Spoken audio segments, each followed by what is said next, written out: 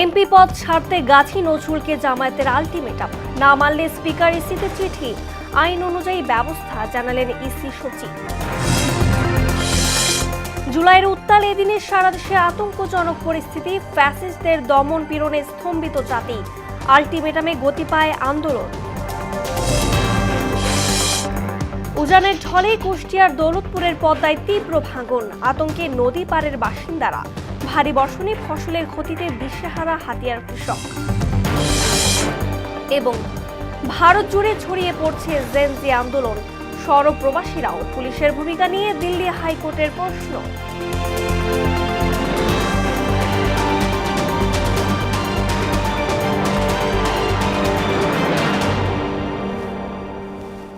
আসসালামু আলাইকুম, স্বাগত মোহনা সংবাদে। এতক্ষণ শুনছিলেন শিরোনাম, পুরো সংবাদের সঙ্গে আছে আমি রজনী রহমান। দল থেকে বহিষ্কৃত সাতক্ষীরা 4 আসনের সংসদ সদস্য গাজী নজরুল ইসলামকে স্বেচ্ছায় সংসদ সদস্য পদ ছাড়ার আহ্বান জানিয়েছে জামায়াত ইসলামী। এদিকে বুধবার নজরুল সহ 5 জনের বিরুদ্ধে হত্যা চেষ্টার মামলা করা হয়েছে। অনৈতিক সম্পর্কের প্রতিবাদ ও ভিডিও ফাঁসের সন্দেহে চালককে মারধর ও শ্বাসরোধে হত্যা চেষ্টার অভিযোগে ভুক্তভোগী তরুণীর মামা বাদী হয়ে রাজধানীর পল্লবী থানায় মামলাটি করেন। আর নোটিশ এলে আইন অনুযায়ী কমিশন ব্যবস্থা নেবে বলে জানিয়েছেন ইসি সচিব আক্তার আহমেদ। বিস্তারিত তাহসিন তারিনের প্রতিবেদনে। বর্তমানে দেশের আলোচিত চরিত্র জামায়াত ইসলামীর সাতক্ষীরা 4 আসনের সংসদ সদস্য গাজী নজরুল ইসলাম। তার ব্যক্তিগত মুহূর্তের একটি ভিডিও নিয়ে সরব সামাজিক যোগাযোগ মাধ্যম। এমন বাস্তবতায় বেশ বিপাকেই পড়ে জামায়াত ইসলামীর মতো রক্ষণশীল দল। অবশেষে গাজী নজরুল ইসলামকে দল থেকে বহিষ্কার করে জামায়াত ইসলামী বাংলাদেশ। বিকেলে দলের কেন্দ্রীয় নির্বাহী পরিষদে জরুরি বৈঠকে নৈতিক স্খলনের দায়ে তাকে বহিষ্কার করা হয়। জামায়াতের এই সংসদ সদস্যের পদত্যাগের খবর ছড়িয়ে পড়লে তার নিজ নির্বাচনী এলাকায় আনন্দ মিছিল ও মিষ্টি বিতরণ করেন স্থানীয়রা। ঢাকা সিটিতে নিজের বাসা বাড়ি রয়েছে, বোর্ডিং কি হোটেলে নারী কেলেঙ্কারের উপরে ওনার আর কেউ চায় না। ওনার মতো একটা সম্মানীয় ব্যক্তি যে কাজ করছে, এটা হলো জনগণ কোনো মতে মেনে নিতে পারছে না। ইনি ছিল দলের শত্রু, ইনি ইসলামের শত্রু, ইনি জাতির শত্রু, এনাকে ফাঁসি হওয়া দরকার। এর আগে গাজী নজরুল ইসলামের পদত্যাগের দাবিতে তার নিজ এলাকায় শ্যামনগরের সচেতন নাগরিক সমাজ ব্যানারে বিক্ষোভ মিছিল, সমাবেশ ও কুশপুতল্লিকা দাহ কর্মসূচি পালন করে স্থানীয় জনতা। আমরা শ্যামনগরের মানুষ এনাকে এমপি হিসাবে আর চাই না, ওনাকে এমপি হিসাবে আর চাই না, ওনাকে পদত্যাগ করতে হবে। গাজী নজরুল ইসলাম এদিন সবাইকে একটা বিপ্লব দিতে ফেলছে, আমরা এর তীব্র নিন্দা প্রতিবাদ জানাই এবং এই এমপিত্ব বাতিল করে আমরা চাই যে এখানে আবার নির্বাচন। নৈতিক স্খলনের অভিযোগে জামায়াত থেকে বহিষ্কৃত গাজী নজরুল ইসলাম সংসদ সদস্য হিসেবে থাকতে পারবে না বলে জানিয়েছেন সুপ্রিম কোর্টের আইনজীবী অ্যাডভোকেট শিশির মনির। বুধবার সন্ধ্যায় নিজের ভেরিফাইড ফেসবুকে দেয়া এক স্ট্যাটাসে এই কথা জানান তিনি। আর আইন অনুযায়ী পরবর্তী ব্যবস্থা নেবে কমিশন বলে জানিয়েছেন ইসি সচিব আক্তার আহমেদ। তাহসিন তারিন, মোহনা সংবাদ। 14,041 কোটি 21 লাখ টাকা ব্যয়ে 8টি প্রকল্প অনুমোদন দিয়েছে একনেক। বুধবার সকালে প্রধানমন্ত্রীর সভাপতিত্বে অনুষ্ঠিত সভায় এই অনুমোদন দেওয়া হয়। পরে ব্রিফিংয়ে পরিকল্পনা প্রতিমন্ত্রী জুনায়েদ সাকি বলেন, 6 মাসের মধ্যে 4টি বড় প্রকল্প শেষ করবে সরকার। এডিবি বাস্তবায়নে গুরুত্ব দেওয়ার কথা উল্লেখ করে তিনি বলেন, প্রকল্প বাস্তবায়নের স্বচ্ছতার নির্দেশ দিয়েছেন সরকার প্রধান। আরও জানাচ্ছেন তানজিদ ভুইয়া। বুধবার সচিবালয়ে প্রধানমন্ত্রী তারেক রহমানের সভাপতিত্বে বসে জাতীয় অর্থনৈতিক পরিষদের নির্বাহী কমিটি একনেক সভা। এতে 14,041 কোটি 21 লাখ টাকা ব্যয়ে 8টি প্রকল্প অনুমোদন দেয়া হয়েছে। এর মধ্যে সরকারি অর্থায়ন 10,494 কোটি 21 লাখ টাকা, আর প্রকল্প ঋণ থেকে আসবে 3,550 কোটি 44 লাখ টাকা। এসব প্রকল্পের 3টি নতুন এবং 5টি সংশোধিত।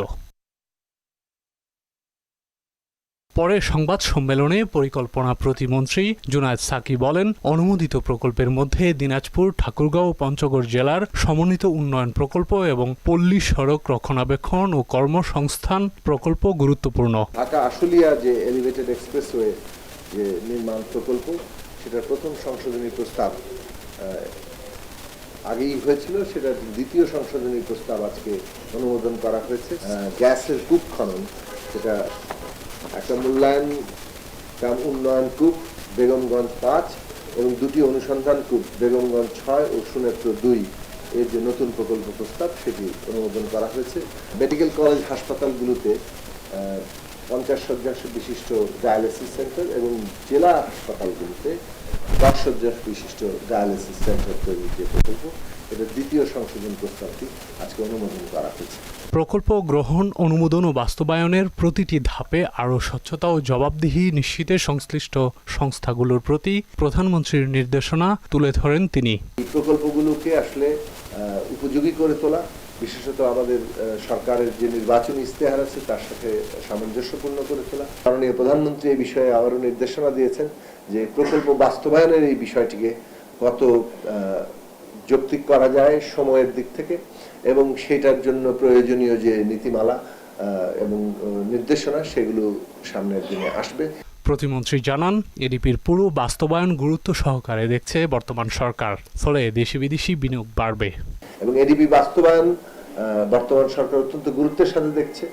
বিশেষত অর্থনীতির পুনরুদ্ধারকালে এডিপির পুরো বাস্তবায়ন যত বেশি সম্ভব হবে, অর্থনীতির তত গতি সঞ্চার হবে এবং সেই গতি সঞ্চারের মধ্য দিয়ে আসলে দেশি বিদেশি বিনিয়োগের একটা নতুন ক্ষেত্র তৈরি হবে। সেইটা গৃহীত সব প্রকল্পে কঠোর তদারকি নিশ্চিতের কথাও জানান জুনায়েদ সাকি।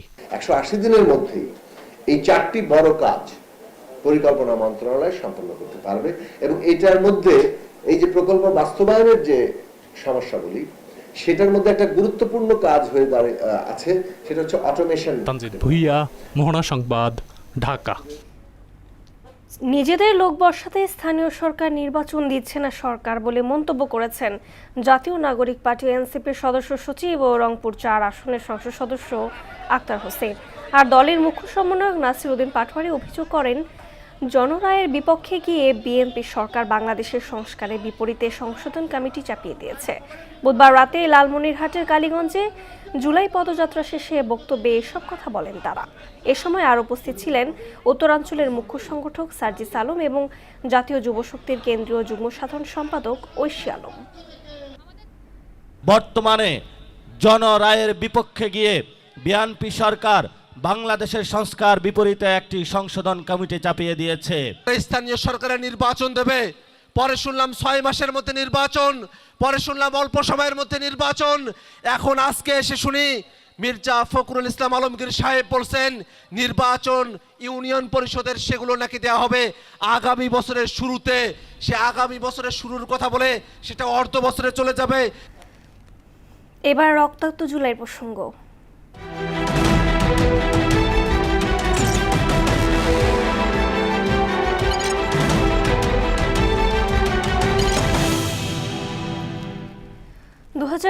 সালের 23 জুলাই থমথমে পরিবেশ বিরাজ করে সারা দেশে, যাকে বৈষম্য বিরোধী ছাত্র আন্দোলনের রক্তাক্ত জুলাই এবং কমপ্লিট শাটডাউন পরবর্তী এক ক্রান্তিকালীন দিন হিসেবে চিহ্নিত করা হয়।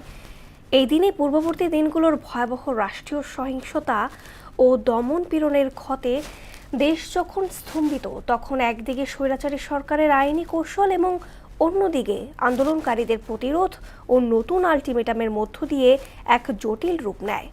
আরও জানাচ্ছেন এমদাদুল হক খান।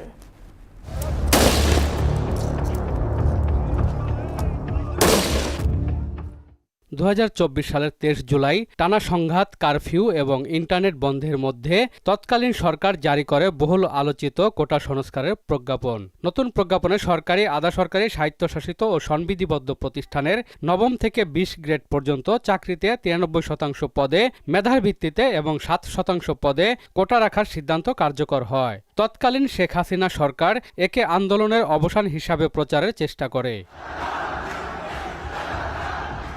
অন্যদিকে কোটা সংস্কারের প্রজ্ঞাপনকে আন্দোলনের শেষ ধাপ হিসাবে দেখেননি শিক্ষার্থীরা। বৈষম্য বিরোধী ছাত্র আন্দোলনের পক্ষ থেকে ঘোষণা করা হয় নতুন 4 দফা দাবি, যার মধ্যে ছিল সম্পূর্ণ ইন্টারনেট চালু, কারফিউ প্রত্যাহার, শিক্ষা প্রতিষ্ঠান ও আবাসিক হল খুলে দেয়া এবং আন্দোলনের সমন্বয়কদের নিরাপত্তা নিশ্চিত করা। 23 জুলাইও দেশ জুড়ে বলবৎ ছিল সেনা মোতায়েন সহ কঠোর কারফিউ। তবে ঢাকার পাশাপাশি বিভিন্ন জেলার পরিস্থিতি বিবেচনা করে দিনে কয়েক ঘন্টার জন্য কারফিউ শিথিল করা হয়। সরকারের নির্বাহী আদেশে এই দিনও সারা দেশে সাধারণ ছুটি বহাল ছিল। সেদিন ছিল সম্পূর্ণ টেলিযোগাযোগ ও ইন্টারনেট ব্ল্যাকআউটের ষষ্ঠ দিন। ব্যাপক আন্তর্জাতিক ও অভ্যন্তরীণ চাপের মুখে 23 জুলাই রাতে ঢাকা ও চট্টগ্রামের গুরুত্বপূর্ণ বাণিজ্যিক এলাকা, ব্যাংক, গণমাধ্যম ও জরুরি সেবায় সীমিত পরিসরে ব্রডব্যান্ড ইন্টারনেট পরিষেবা চালু করা হয়, তবে মোবাইল ইন্টারনেট সম্পূর্ণ বন্ধই থাকে। পরিস্থিতি তখনও স্বাভাবিক হয়নি। দেশ জুড়ে চলতে থাকে আইনশৃঙ্খলা বাহিনীর চিরুনি অভিযান। মাত্র একদিনে গ্রেপ্তার হন প্রায় 1100 মানুষ। এর মধ্যে রাজধানী ঢাকাতেই ছিলেন অন্তত 517 জন। এদিন বর্তমান প্রাণী সম্পদ প্রতিমন্ত্রী সুলতান সালাউদ্দিন টুকু, বিএনপির স্বাস্থ্য বিষয়ক সম্পাদক ডাক্তার রফিকুল ইসলাম সহ দলটির অসংখ্য নেতাকর্মীকে গ্রেপ্তার করা হয়। রিমান্ডে নিয়ে চালানো হয় অমানবিক নির্যাতন। রাজধানীতে সংঘর্ষ, হামলা ও অগ্নিসংযোগের ঘটনায় দায়ের করা হয় আরও 38টি মামলা। সে সময় বৈষম্য বিরোধী ছাত্র আন্দোলনের অন্যতম 3 সমন্বয়ক আসিফ মাহমুদ, আবু বাকের মজুমদার ও রিফাত রশিদ নিখোঁজ ছিলেন। পুলিশের নির্বিচার গুলি এবং হেলিকপ্টার থেকে হামলার কারণে ঢাকার হাসপাতালগুলো ছিল লাশে ঠাসা ও রক্তাক্ত।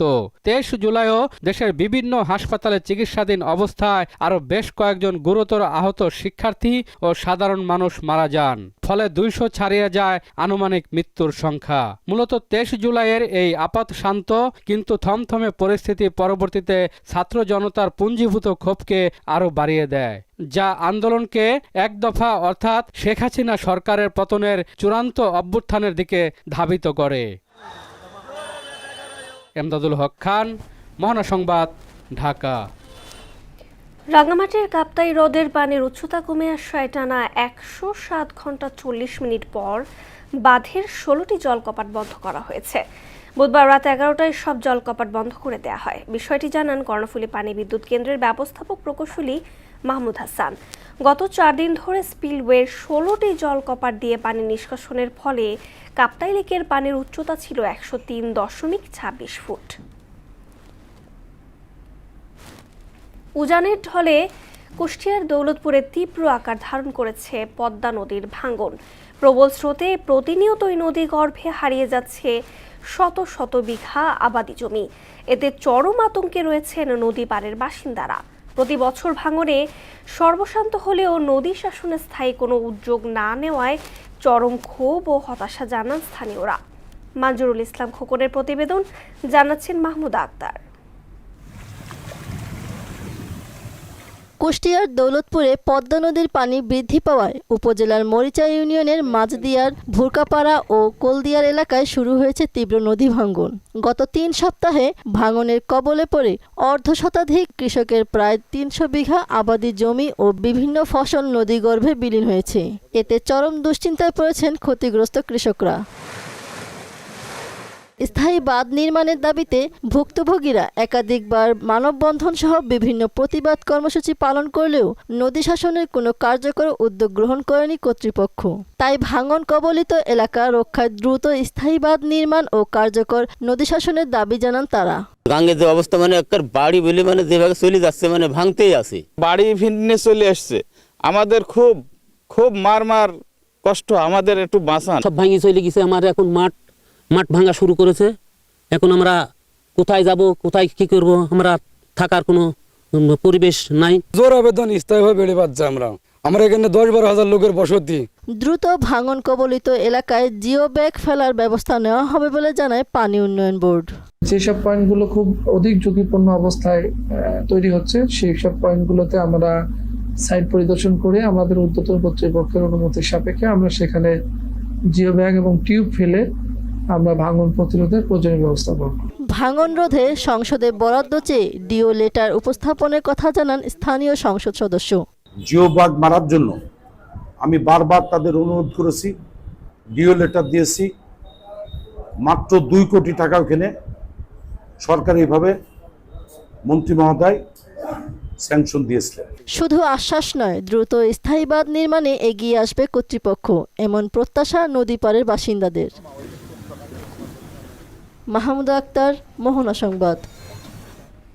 টানা কয়েকদিনের ভারী বর্ষণ, জোয়ারের পানি এবং দীর্ঘস্থায়ী জলাবদ্ধতায় বিপর্যয় নেমেছে নোয়াখালীর বিচ্ছিন্ন দ্বীপ হাতিয়ার কৃষি খাতে।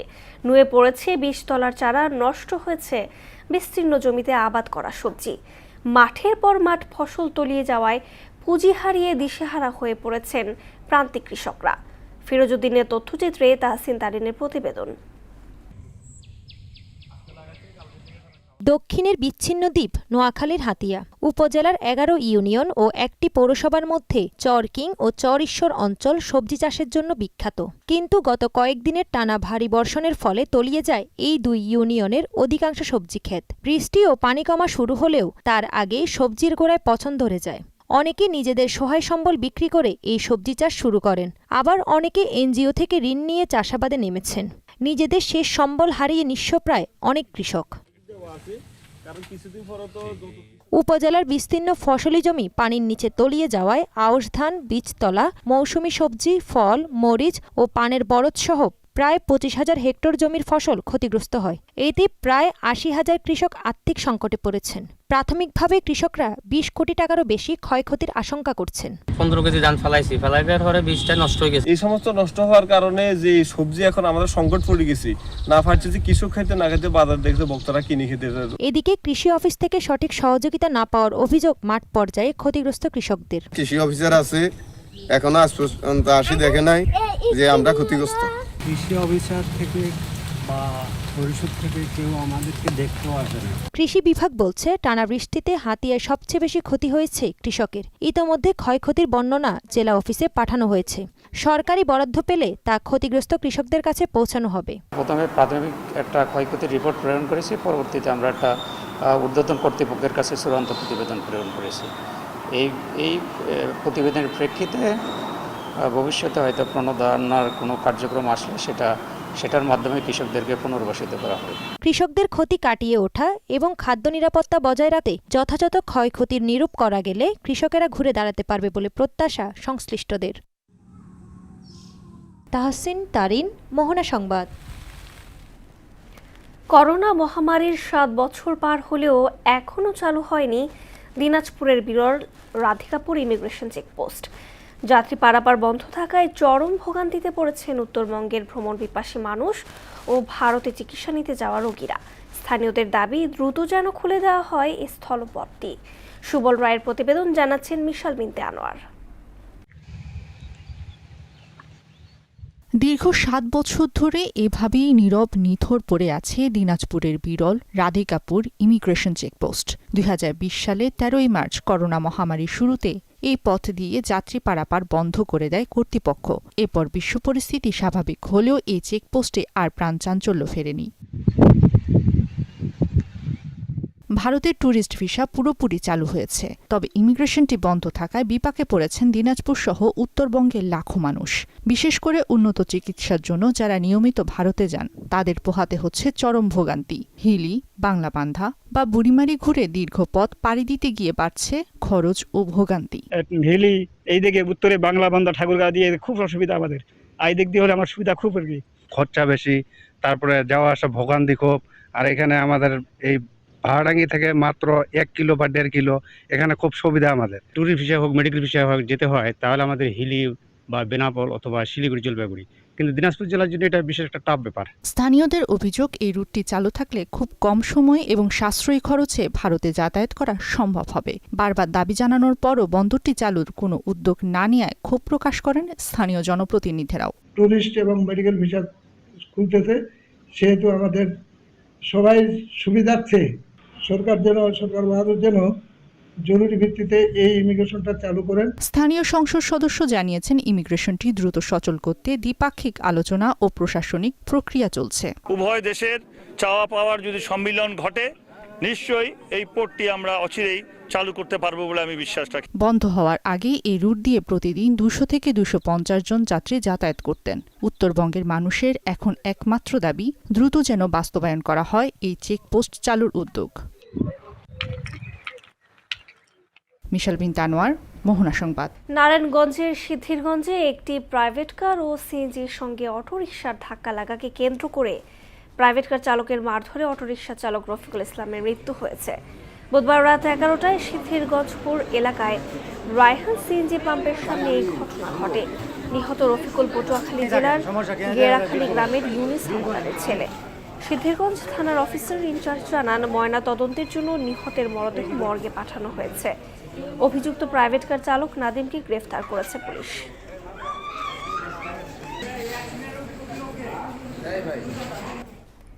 সিরাজগঞ্জের উল্লাপাড়ায় দুটি সেতুর নির্মাণ কাজ সম্পূর্ণ না হওয়ায় ৩০ বছর ধরে চরম ভোগান্তি পোহাচ্ছেন ৫ গ্রামের কয়েক হাজার মানুষ। জীবনের ঝুঁকি নিয়ে সেতুর দুই পাশে বাঁশ ও কাঠ দিয়ে মই বা সাঁকো তৈরি করে পারাপার হচ্ছে পথচারীরা। ৩৫ লক্ষ টাকা ব্যয়ে নির্মিত সেতু দুটি ব্যবহার করতে না পারায় ক্ষোভ প্রকাশ করছেন স্থানীয়রা। তাদের অভিযোগ, আশ্বাসের মধ্যেই সীমাবদ্ধ পৌর কর্তৃপক্ষের পদক্ষেপ। সোহেল রানার তথ্যচিত্রে জানাচ্ছেন ডলি বিনতে মনোয়ারা। সিরাজগঞ্জের উল্লাপাড়া পৌর এলাকার নেওয়ারগাছা বিলের ওপর ১৯৯৫ সালে একটি ও ২০০৪ সালে নির্মাণ কাজ শুরু হয় আরেকটি সেতুর। দুটি সেতু নির্মাণে ব্যয় ধরা হয় প্রায় ৩৫ লাখ টাকা। দুটি সেতুর একটিতেও সংযোগ সড়ক নেই, আরেকটিতে শুধু পিলার আছে। ফলে অকার্যকরী সেতুগুলো এলাকায় এক ভোগান্তির নাম। বাঁশ কাঠের টানা দিয়ে কোনো মতে শিক্ষার্থীরা জীবনের ঝুঁকি নিয়ে সেতু পার হয়ে স্কুলে যায়। চলাচলে সবচেয়ে বেশি সমস্যায় পড়েন বয়স্ক এবং রোগীরা। তাছাড়া কৃষিপণ্য পরিবহন সহ ব্যাহত হচ্ছে দৈনন্দিন যাতায়াত। একটা ব্রিজ হচ্ছে কমপ্লিট আর একটা ব্রিজ কমপ্লিট নয়, ব্রিজের চারপাশে মাটি নাই। এই ব্রিজে বাঁশ পাড়া আছে, আমরা তার উপর দিয়ে চলাফেরা করি। তো ওই চলাফেরা করার সময় আমাদের অনেক ঝুঁকি নিয়ে চলাফেরা করতে হয়, অনেক রকমের সমস্যা হয়, মাঝে মধ্যে আমরা পড়ে যাই। যদি তাড়াতাড়ি ঠিক করা হয় তাহলে আমাদের সবার জন্যই ভালো হয়। আশেপাশে কৃষক যারা আছে, ফসল নিয়ে আসা, যারা ব্যবসা করে তাদের ক্ষেত্রে পণ্যগুলো নিয়ে যাওয়া আসা অনেক কষ্ট হয়। এই অবস্থায় দ্রুত সংযোগ সড়ক সহ সেতু দুটি নির্মাণ কাজ সম্পন্ন করার জোর দাবি জানিয়েছেন স্থানীয়রা। আমাদের দাবি এই ব্রিজটা এবং এই রাস্তার সংযোগটা দ্রুত করার আমি দাবি জানাচ্ছি। দুজন কর্মকর্তার কাছে দাবি যে ব্রিজটা দ্রুত মেরামত করে, তাহলে পরে এই সমস্যা থেকে দ্রুতই লাঘব হবে আর কি। নতুন প্রকল্প এলে সংযোগ সড়কের কাজ বাস্তবায়নে উদ্যোগ নেওয়া হবে বলে জানায় কর্তৃপক্ষ।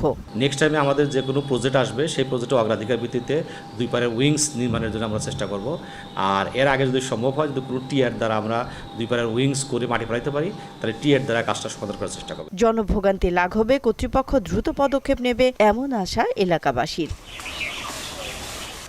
ডলি বিনতে মনোয়ারা, মোহনা সংবাদ। এবার সারা দেশে অনুষ্ঠিত সভা সমাবেশ নিয়ে প্রতিনিধিদের পাঠানো তথ্য চিত্রে ডেস্ক রিপোর্ট।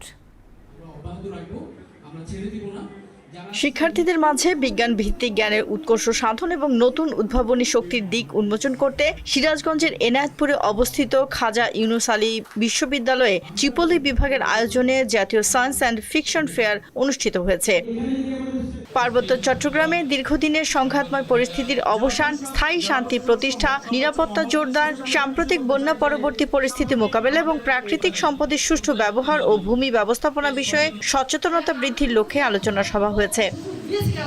নতুন ধারা বাংলাদেশ এনডিবি এর নারায়ণগঞ্জ শাখার যুগ্ম আহ্বায়ক Zaman Sarkar, vice chairman doctor Nurjahan Nira, যুগ্ম মহাসচিব মনির জামান সহ সারা দেশে নেতাকর্মীদের হুমকি প্রদান, হামলার প্রতিবাদ ও নিরাপত্তার দাবিতে নারায়ণগঞ্জ প্রেস ক্লাবের সংবাদ সম্মেলন হয়েছে।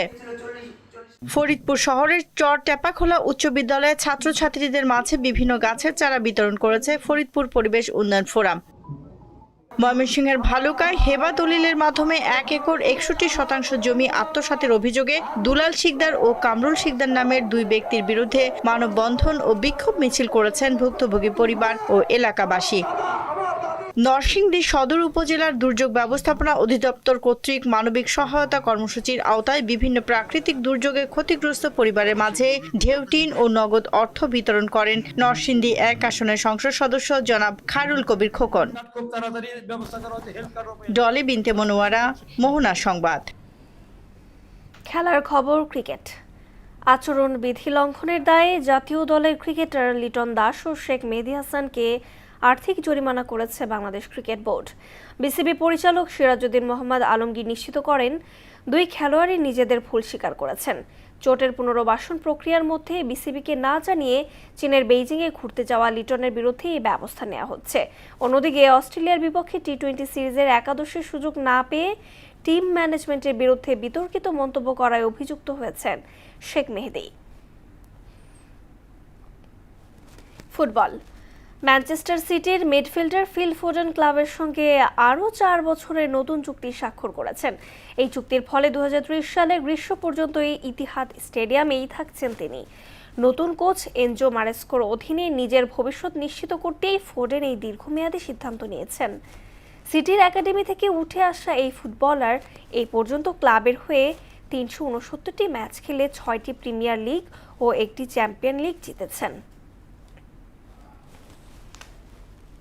দর্শক, এই পর্যায়ে জানিয়ে দিচ্ছি আজকে সংবাদপত্রের গুরুত্বপূর্ণ শিরোনাম।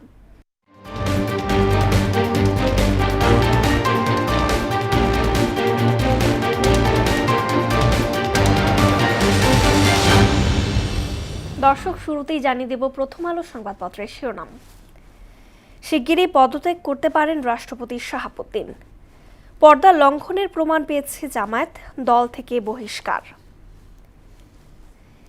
এসএমজি শটগান নিয়ে আকাশে ওড়ে র্যাবের হেলিকপ্টার। দৈনিক ইত্তেফাক। গ্যাস সরবরাহে ঘাটতি, জনজীবনে বাড়তি চাপ। প্রধানমন্ত্রীর সঙ্গে বৈঠকে নীতি সহায়তা চাইলেন বস্ত্রশিল্প মালিকরা। হাম ডেঙ্গুতে মৃত্যু থামছে না। সমকাল শিরোনাম করেছে, পাঠ্য বইয়ের অনুশীলন অংশ অনুশীলন হয় না।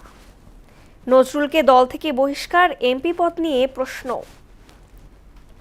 পরিবর্তন আসছে রাষ্ট্রপতি পদে। যুগান্তর। প্রধানমন্ত্রীর সঙ্গে বিজিএম এর বৈঠক। ছুটি শেষ হলেও ফেরার নাম নেই কয়েকশো শিক্ষকের, উচ্চশিক্ষার বাহানায় বিদেশে।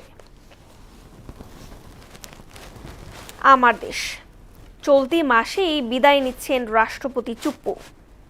প্রধানমন্ত্রীর ভোজে সৈনিক লীগ নেতা তোলপাড়। এমপি নজরুল জামায়াত থেকে বহিষ্কার। শেষ করব মোহনার সংবাদ, যাবার আগে শিরোনামগুলো আরও একবার।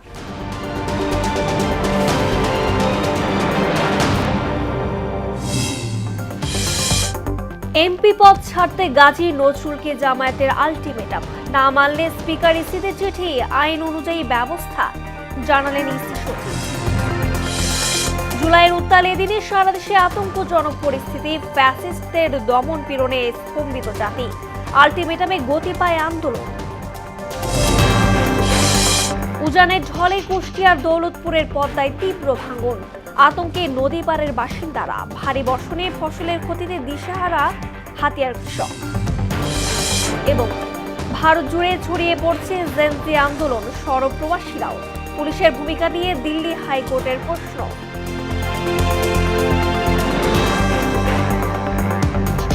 এই ছিল মোহনা সংবাদ। পরবর্তী সংবাদ পুরো 1টায়। এর আগে বেলা 11টায় দেখুন সংবাদ এক নজরে। মোহনার সবশেষ খবর জানতে ভিজিট করুন www.mohona.tv। সংবাদ দেখতে পারেন ফেসবুক, ইউটিউবেও। এতক্ষণ সঙ্গে থাকার জন্য ধন্যবাদ সবাইকে।